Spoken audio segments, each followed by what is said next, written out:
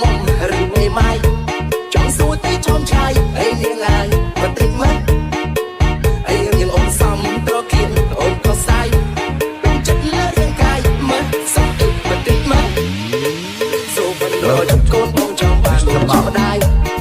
អីតែចំឆាយតិចបងលួចដាក់អំពើបងអូនក្រពុំបាមុំទឹកចោលគួរអត់ស្ដាយ